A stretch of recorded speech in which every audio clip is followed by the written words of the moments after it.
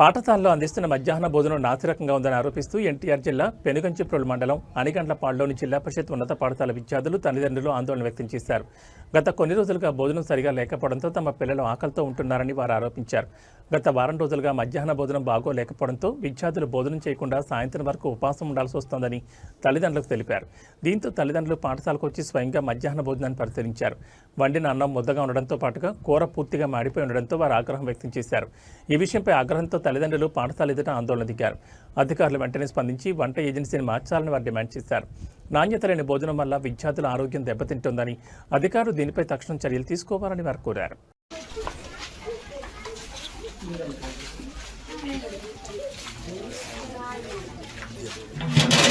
Egg ఫ్రైయా?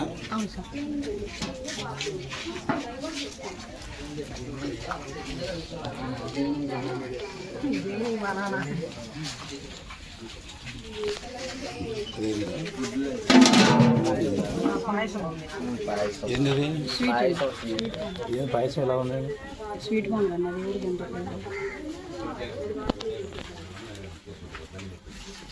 Master ఒక్క నిమిషం ఇట్రండి కొంచెం.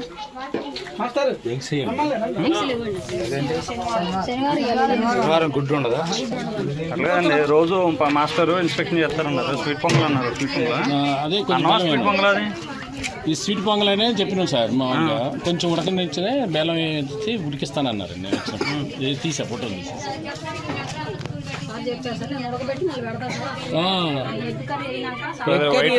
వైట్ రైస్ ఏంటండి అది? స్వీట్ పొంగల్ అంటే ఏంటి? వైట్ రైస్ అంటే ఏంటి?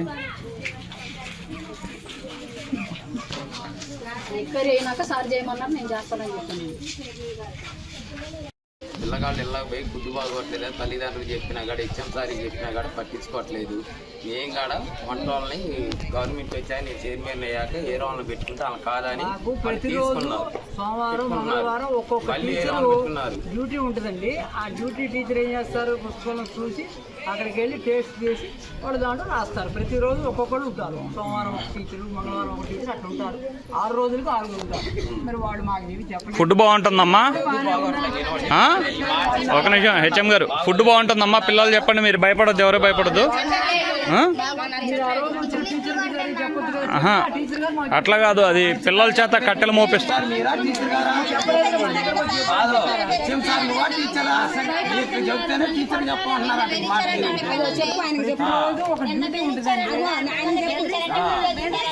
బాగుందని చెప్పండి రాని వీడియో కూడా తీసారంట. అదేంటండి పిల్లలు బెదిరిస్తేటండి? వీడియో తీసి మీరు పిల్లలను బెదిరిస్తే వాళ్ళు ఏం చేస్తారండి? బాగా డ్యూటీ అండి. ఆ డ్యూటీ టీచర్ మా స్తోమతకి ఏదో మేము గవర్నమెంట్ ఇస్తాం.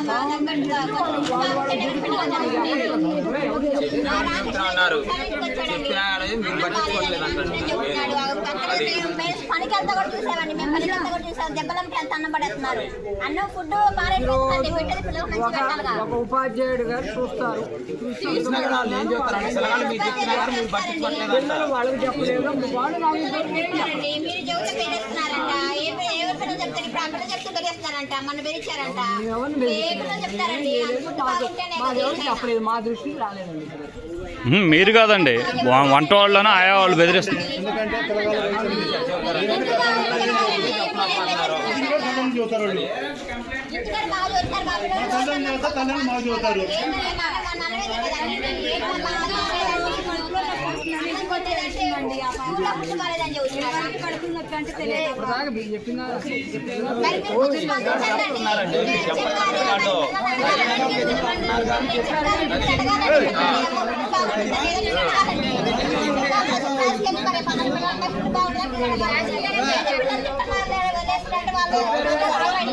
మీరే వచ్చారు,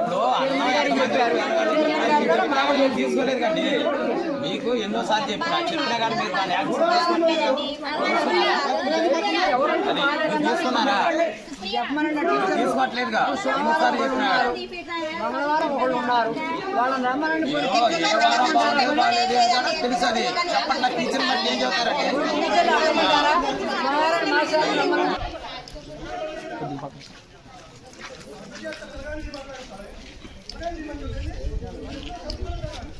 భవిష్యత్తు ఉంది.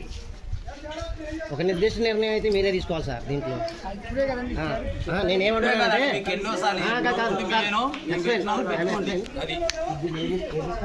వాళ్ళు వచ్చి అన్న సురేష్ అన్న పక్కకుండు. అంటే మీరు ఒక నిర్ణయం తీసుకోండి. వాళ్ళు వెళ్ళినప్పుడు ఫుడ్ ఎట్లుంది, ఇప్పుడు ఎట్లుంది అనేది నిర్ణయం తీసుకోండి. గట్టి నిర్ణయం తీసుకోండి. మీరు ఎంఈఓ గారికి ఎట్లా చెప్పండి. టీచర్లు మాకు చెప్పేవాడు. ఇప్పుడు మేము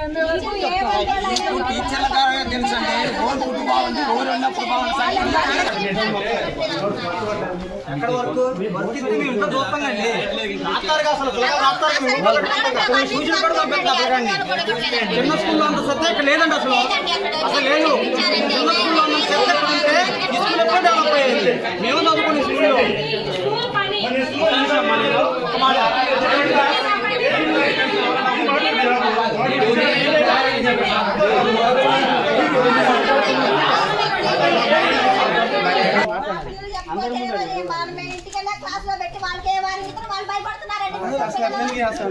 మాకు హక్కు లేదు. పిల్లల్ని